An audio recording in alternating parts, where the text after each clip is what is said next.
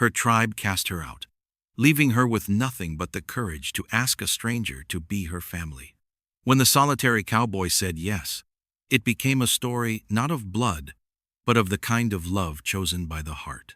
The wind cuts across the Wyoming plains like a knife, carrying with it the promise of another cold night on the frontier. I'm stirring beans over my campfire, the flames dancing in the growing darkness, when I see her, a shadow, moving just beyond the circle of light that marks the edge of my world. Most men would reach for their rifle. Out here, strangers usually mean trouble, and trouble usually means someone ends up dead. But something about the way she moves stops me cold. There's no aggression in her approach, no stealth meant for ambush. She's walking like someone who's forgotten how to hope, but hasn't quite given up trying. When she steps into the firelight, I understand why. She's thin, not just hungry thin, but worn down to nothing thin. Her buckskin dress is torn and stained with travel, and her dark hair hangs loose around shoulders that shake slightly in the cold. But it's her eyes that hit me hardest. They're the eyes of someone who's been cast out, thrown away, left to die alone under an indifferent sky. "I don't mean harm," she says, her voice barely above a whisper. The accent is unmistakable. She's from one of the local tribes, though I can't place which one. "I saw your fire." I gesture to the log across from me. "You're welcome to its warmth." She hesitates, pride warring with desperation in her dark eyes. Pride loses.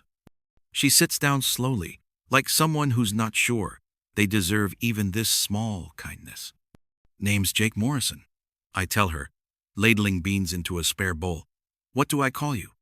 "Nayeli," she says, and the name sounds like music after months of hearing nothing but wind and cattle. It means "I love you" in her language, though I doubt that's a coincidence. Parents choose names with hope for their children's futures. I offer her the bowl, but she shakes her head. "I cannot pay." "Didn't ask you to." I set the bowl beside her anyway. Food's meant to be shared.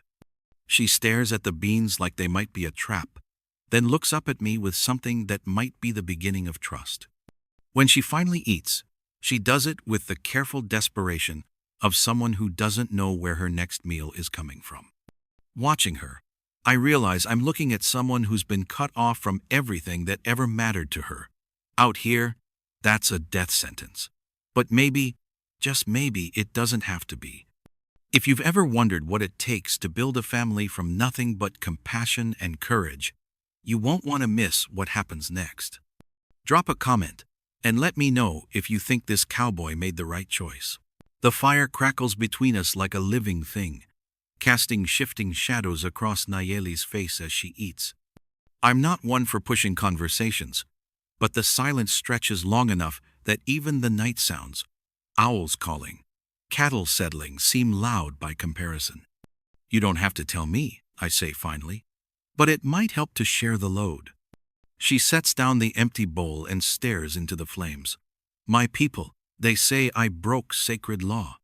They say I brought shame on our tribe."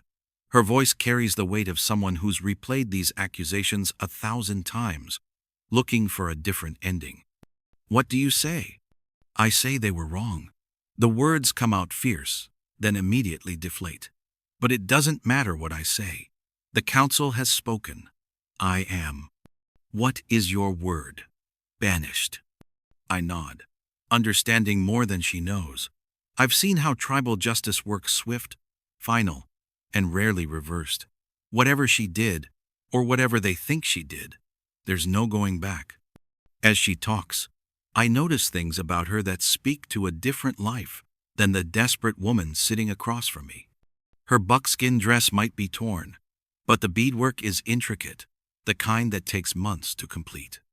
Silver bracelets catch the firelight on her wrists, not the cheap trade goods you see in town, but pieces made by someone who understood beauty as well as craft.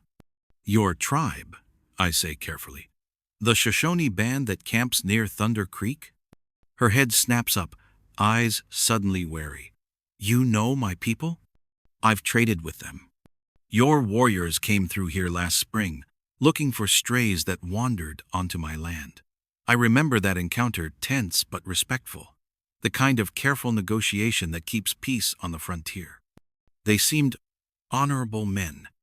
Nayeli's laugh is bitter. Honor is different when it's your own blood being judged. I want to ask more, to understand what could make a people cast out one of their own. But I can see the walls going up behind her eyes, the way someone closes off when they've been hurt too many times by too many questions. Instead, I ask something simpler. How long since you've had a roof over your head? 2 weeks. Maybe more. The days, they run together when you're walking. You're alone out here? She looks at me for a long moment before answering. Yes, but then, so are you. It's my turn to stare into the fire. She's right, it's been 3 years since another person called this place home, since I've had real conversation around my own hearth. The loneliness out here can be a killer, slow and quiet, but just as deadly as a bullet. Yeah, I admit, I suppose I am. Something passes between us in that moment, not trust, exactly, but recognition.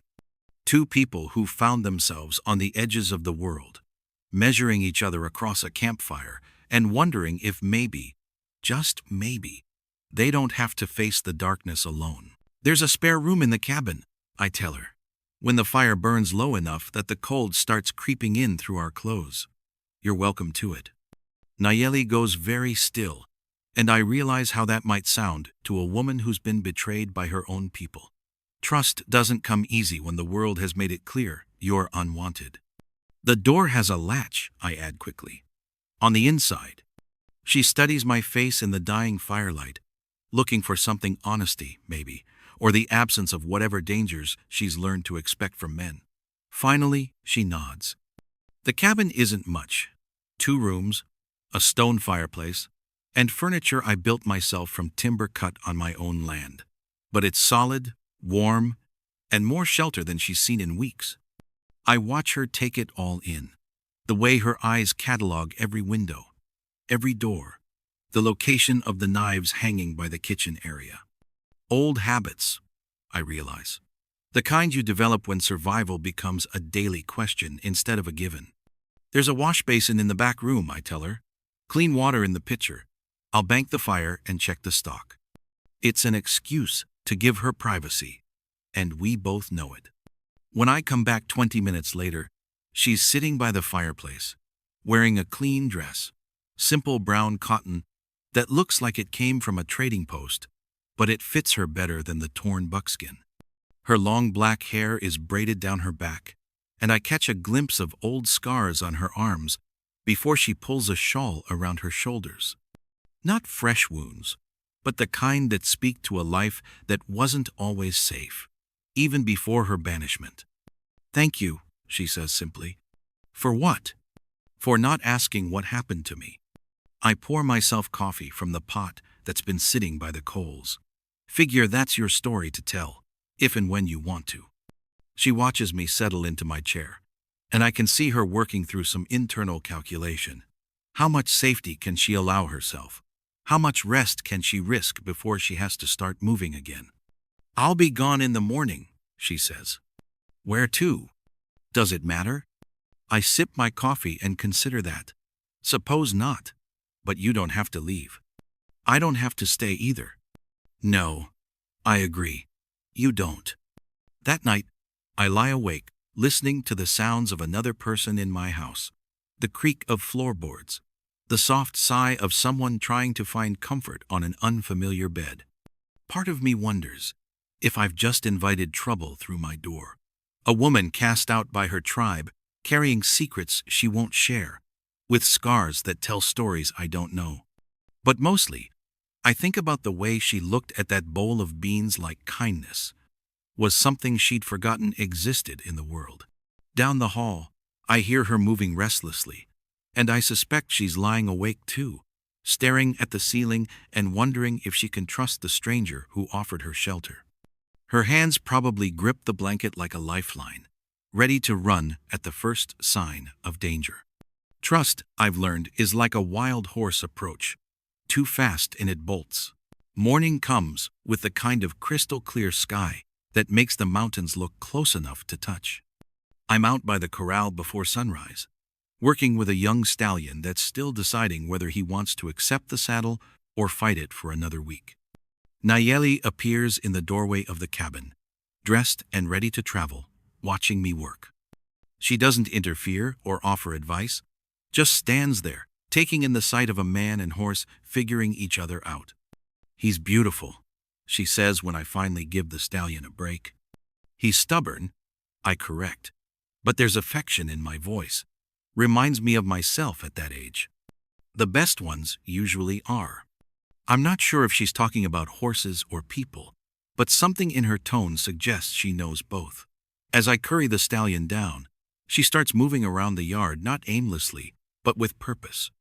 She fetches fresh water for the trough, checks the fence line where I've been meaning to replace a loose post, even gathers eggs from the henhouse like she's done it 100 times before.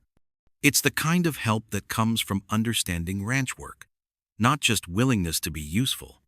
"You've done this before," I observe as we share coffee on the porch steps. "My husband had horses. Before." She trails off, and I don't push. But it's another piece of the puzzle. She wasn't always alone. "What's your plan?" I ask instead. She shrugs, staring out at the horizon where heat waves are already starting to shimmer. "Keep moving. Find work somewhere, maybe. Or just keep moving." I know that feeling. The restless pull of a road that never ends. The sense that staying in one place too long will let whatever you're running from catch up. I spent 2 years after the war wandering from town to town, job to job, before I finally claimed this piece of land and decided to make something of it.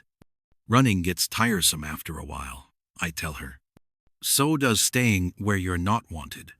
"How do you know you're not wanted here?" The question surprises her. I can see it in the way her dark eyes widen slightly.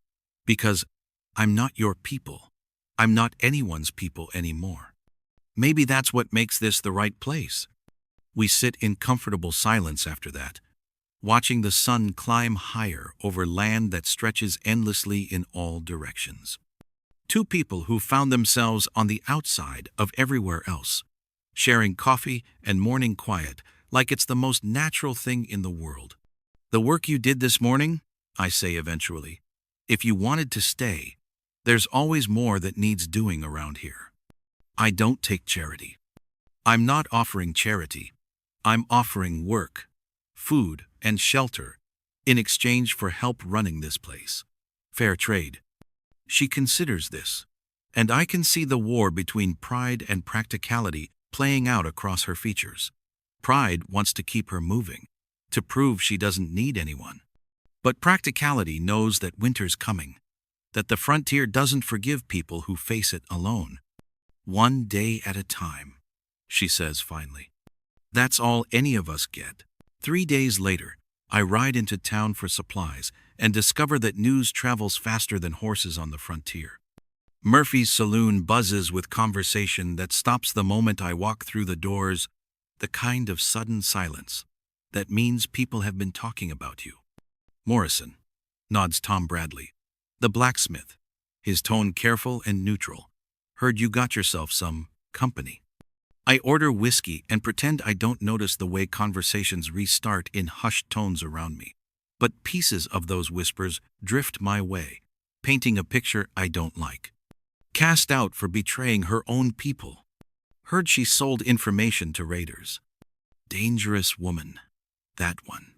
The stories vary in details, but share a common theme. Nayeli isn't just an exile. She's a traitor. According to the gossip-making rounds, she led enemies to her tribe's hunting grounds, got warriors killed, broke every sacred trust her people held dear. I finish my drink and gather my supplies, without commenting on any of it. Small towns thrive on rumors, and the truth rarely survives contact with a good story. But the seed of doubt has been planted, growing in the back of my mind during the long ride home. That evening, I find Nayeli sitting outside the cabin, her back against the porch post, staring at the horizon like she's watching for something or someone. Expecting visitors? I ask, settling beside her. Always, she says simply. When you've been cast out, you learn that safety is temporary. In the distance, a coyote calls that lonesome wail that sounds like the voice of the wilderness itself. Nayeli flinches at the sound, her whole body going tense for a moment before she forces herself to relax. Just a coyote, I tell her. I know what it was. But something in her voice suggests that not all the things that howl in the darkness are animals. Some of them wear human faces and carry grudges that don't fade with distance. That night, I lie awake thinking about the stories I heard in town. Part of me wants to ask her directly to get the truth from her own lips instead of trusting saloon gossip. But another part of me remembers the way she looked at that bowl of beans our first night, the gratitude in her eyes when I offered shelter. Sometimes the truth matters less than the person telling it.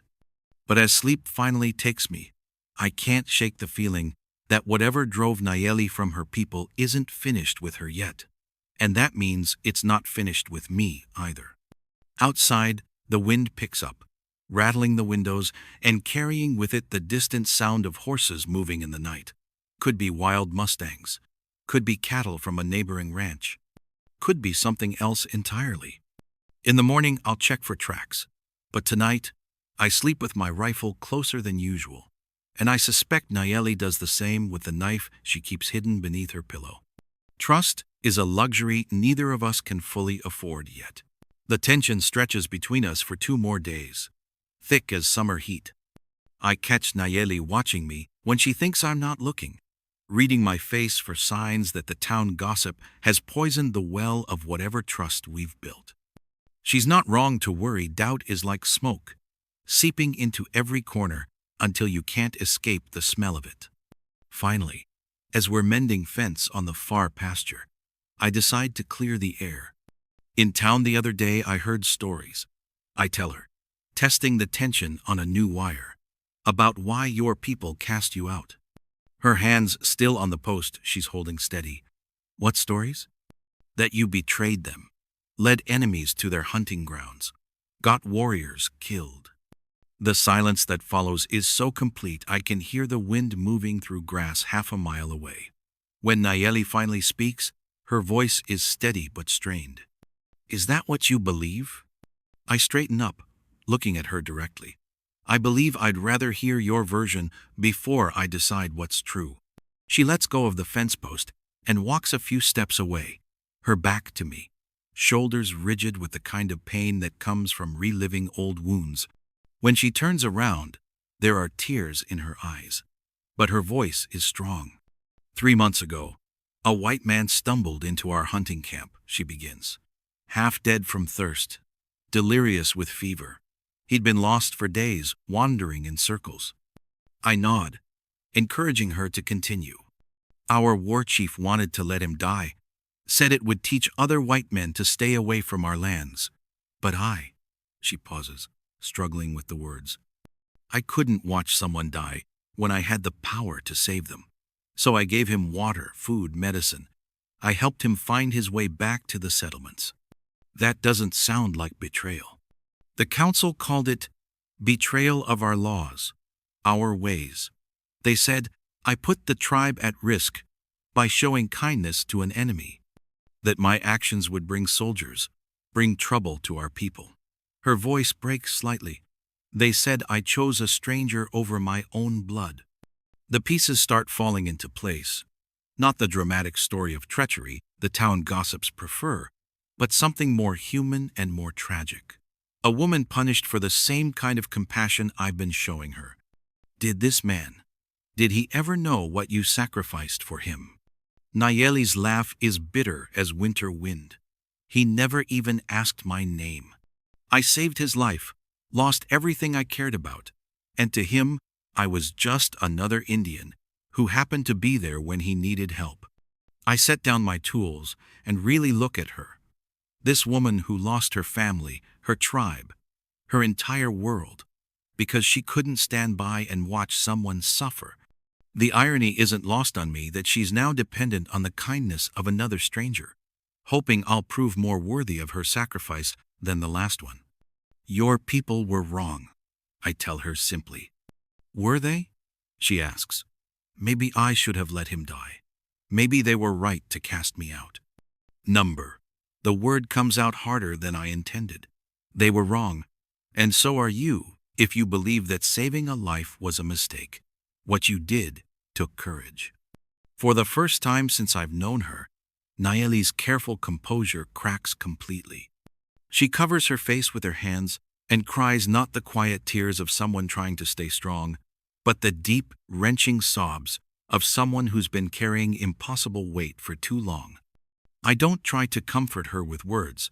Instead, I just stand there, close enough that she knows she's not alone, far enough away that she doesn't feel trapped. Sometimes the best thing you can do for someone who's breaking apart is just witness their pain without trying to fix it. When the storm passes, she wipes her eyes and looks at me with something that might be the beginning of real trust. Thank you, she says. For what? For believing me. For thinking I was worth believing. 2 days later, I spot them while riding the north pasture.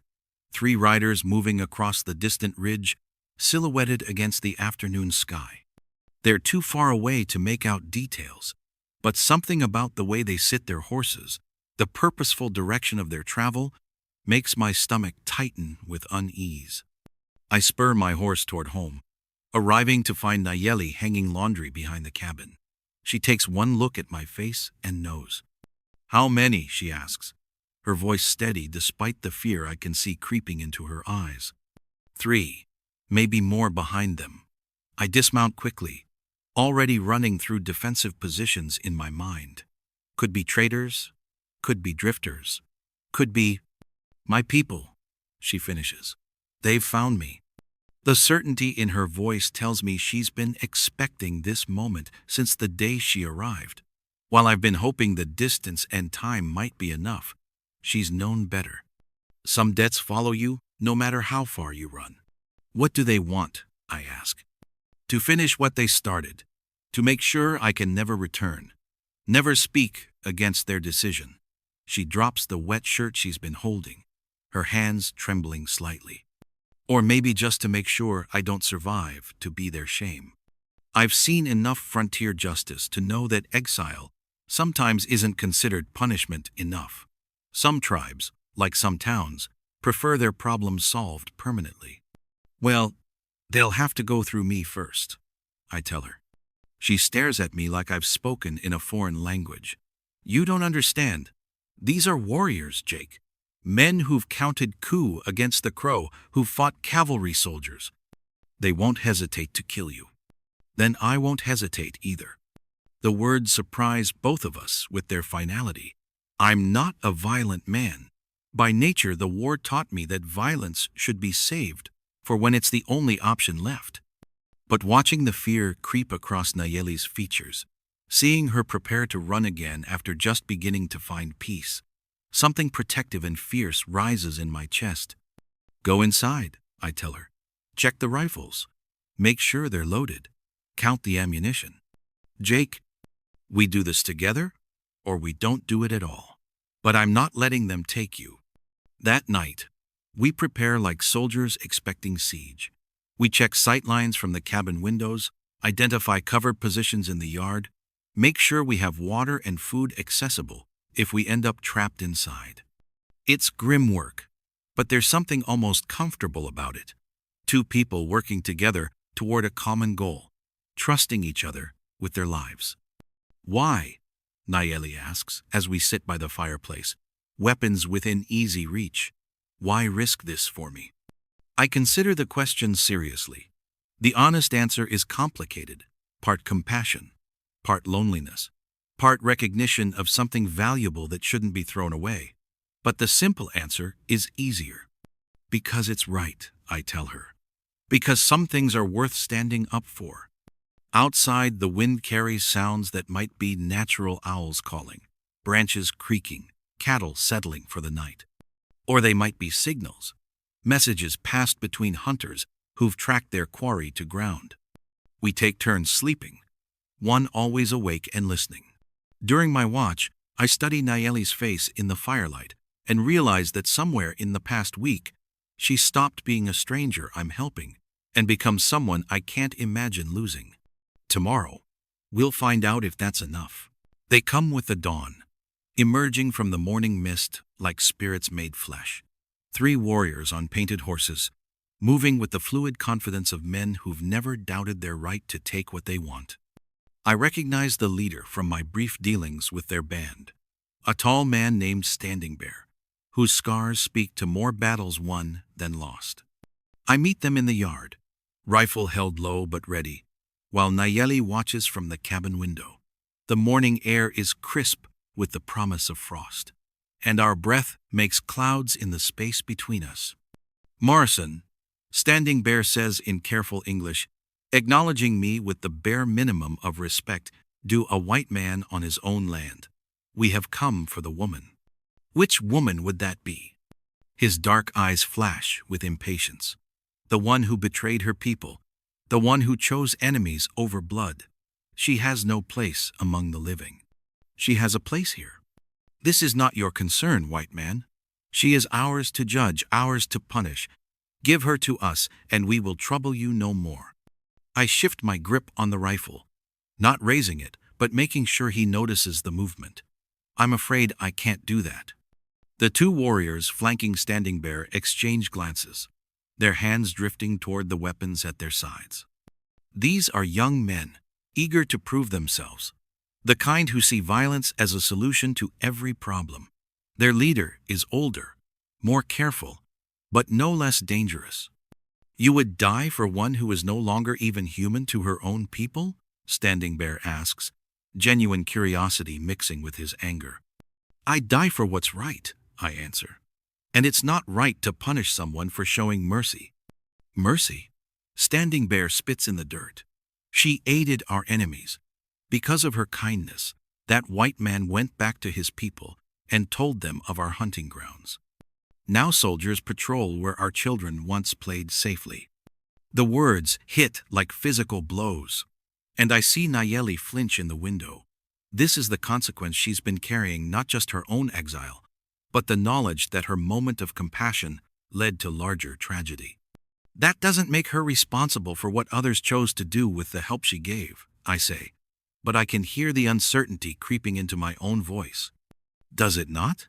Standing Bear leans forward in his saddle. "When you feed a wolf, Morrison, do you not share the blame when it kills your sheep?"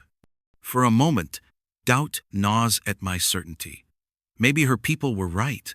Maybe kindness without wisdom is its own kind of cruelty.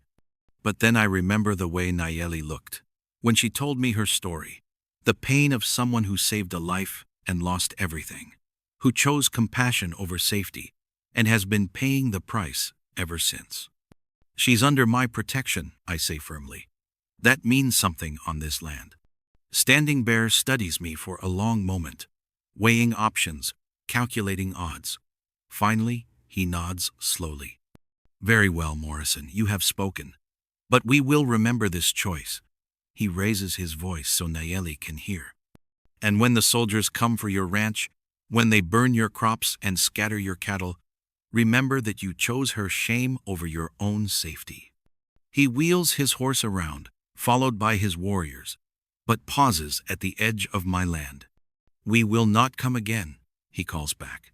"But others will. Her shadow is long, white man. Be sure you can live in its darkness." As they disappear into the morning mist, I feel Nayeli approach behind me. She's crying not from fear, but from something deeper and more complicated. "Thank you," she whispers. "No one has ever. I've never had anyone stand for me before." I turn to face her, seeing not the dangerous exile her people cast out, but the woman who saved a stranger's life because she couldn't bear to watch him die. Whatever consequences that choice brings, we'll face them together. "Your family now," I tell her simply. That means something too. The weeks that follow pass quietly, but we both know it's the kind of quiet that comes before storms. Standing Bear's warning hangs over us like a sword. The promise that soldiers will come, that the man Nayeli saved has indeed brought trouble to her people, and now that trouble will find us. But life has a way of asserting itself, even in the shadow of future disasters. The ranch work continues, seasons change, and slowly, carefully, we begin to build something neither of us expected to find again, a sense of home. Nayeli proves to be more than just helpful around the ranch. She's gifted in ways that complement my own rough-hewn skills. Where I see only function, she sees beauty. The garden she plants doesn't just feed us, it pleases the eye with careful arrangements of color and texture. The clothing she mends doesn't just cover our bodies, it fits better than anything I've ever worn. Most importantly, she laughs. Not often at first, and never without a hint of surprise, as if the sound of her own joy still catches her off guard. But gradually, as the days pass without soldiers or warriors appearing on our horizon, she begins to believe that maybe, just maybe, she's found a place where she can stop running. "I've been thinking," she says one evening as we sit on the porch, watching the sun paint the mountains purple and gold, "about what Standing Bear said, about consequences. What about them? He was right, you know. About the soldiers, about the trouble following me. When they come, and they will come, it won't just be my problem anymore. It'll be yours, too." I rock back in my chair, considering this. You offering to leave? I'm offering to face the truth. I'm poison to anyone who gets close to me. My own people cast me out, rather than risk the contamination. Maybe they were wiser than I wanted to believe. Or maybe they were just scared. She looks at me with those dark eyes that have seen too much sorrow for someone her age. Aren't you scared? Terrified, I admit. But not of soldiers or consequences, or whatever trouble might come riding over that ridge. I'm scared of going back to the way things were before you got here. I'm scared of being alone again. The words hang between us like a bridge neither of us is sure we should cross. But then Nayeli reaches over and takes my hand the first time she's touched me voluntarily since that night. She arrived half dead from wandering. "When I was a child," she says softly, "my grandmother told me that family isn't just the people who share your blood. It's the people who choose to share your journey, no matter where that journey leads." Smart woman. Your grandmother. She would have liked you. She always said the measure of a man isn't what he's willing to do for his own people, but what he's willing to do for strangers who have nothing to offer in return. I squeeze her hand gently. "You've offered me plenty." "What?" "I cook your food, mend your clothes, help with ranch work. Anyone could do that. Anyone could do the work." I agree. "But not anyone could give me what you've given me." "Which is?" "A reason to care about tomorrow." As full darkness settles over the land, we sit together in comfortable silence. Two people who found each other at the edge of the world, who chose to build something new from the wreckage of their separate sorrows. The soldiers may come. Standing Bear's warnings may prove prophetic. The consequences of Nayeli's long-ago act of mercy may yet destroy everything we're trying to build. But tonight, none of that matters. Tonight, we're family not by blood or law or tradition, but by choice. And sometimes, that's the strongest foundation of all. In the distance, a coyote calls, its voice carrying across the plains like a song of the wilderness. Nayeli doesn't flinch this time. Instead, she smiles. "They're not all dangerous," she says. "Sometimes they're just calling to let others know they're not alone out there." Good philosophy, I tell her. For coyotes and people both. As we head inside for the night, I realize that whatever tomorrow brings, we'll face it together. And that makes all the difference in the world. If you thought these were crazy, you won't want to miss what happens in this next video.